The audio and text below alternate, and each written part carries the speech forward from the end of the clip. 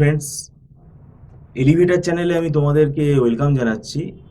তোমরা যারা 2026 সালে ওয়েস্ট বেঙ্গল জেকা এক্সাম দেবে, দেখো, তোমরা এমসিএ ফার্স্ট সেমেস্টারে যারা উঠবে 2026 সালে, তোমাদের দেখো অ্যাডমিশন প্রসেসটাতে একটু সময় লাগবে, কেন সময় সাপেক্ষ। কেন দেখো, জেকা যারা দেবে, জেকার রেজাল্ট বেরোবে, তারপরে তোমরা স্কোর জানতে পারবে, তারপরে কাউন্সিলিংয়ের ডেট ঠিক হবে, তারপরে কলেজ সিলেকশন হবে।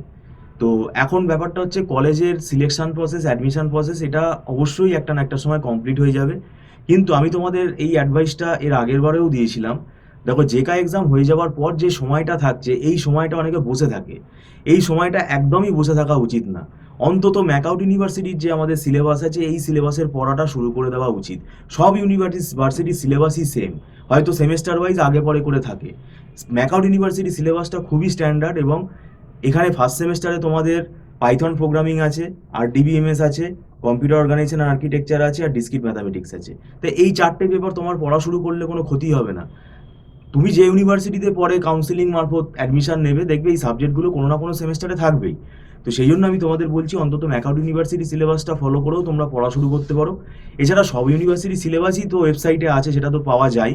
আমরা এখানে দেখো কল্যাণী ইউনিভার্সিটিও পড়াই, বিদ্যাসাগর ইউনিভার্সিটিও পড়াই, আমরা সব ইউনিভার্সিটি মোটামুটি পড়াই।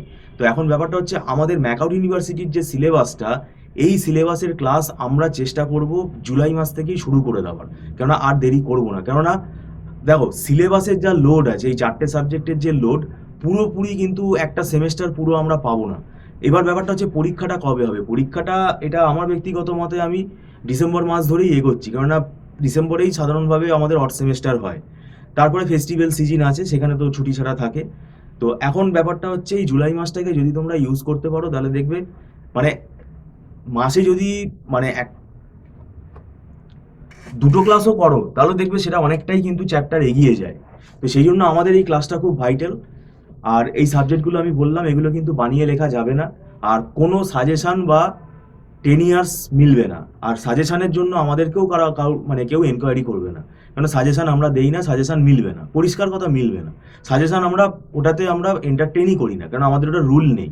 আমরা এখানে পুরো সিলেবাস পড়াবো, কনসেপ্ট ওয়াইজ পড়াবো। আমরা তারপরে আমাদের নিজেদের হাতে লেখা নোটস আছে, সেগুলোও প্রোভাইড করি।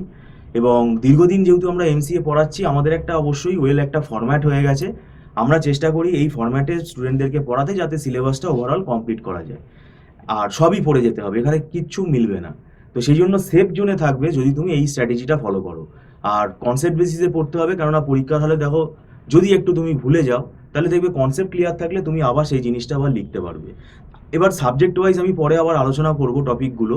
বিশেষ করে দেখো, আরডিবিএমএস এর মধ্যে আমাদের সিলেবাসটা অনেক বড়।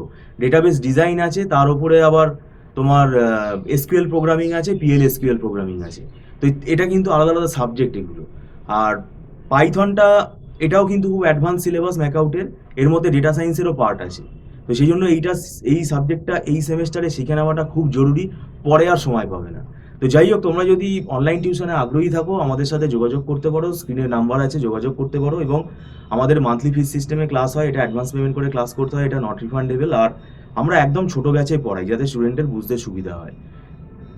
ছোট ব্যাচে পড়ালে কি হবে, ফ্যাকাল্টির সাথে তারা সরাসরি কথা বলতে পারবে, কোনো ডাউট থাকলে ক্লিয়ার করে নিতে পারবে। তো যাই হোক, ভিডিওটা সম্পূর্ণ দেখার জন্য তোমাদেরকে আমি ধন্যবাদ জানাচ্ছি। Thank you so much.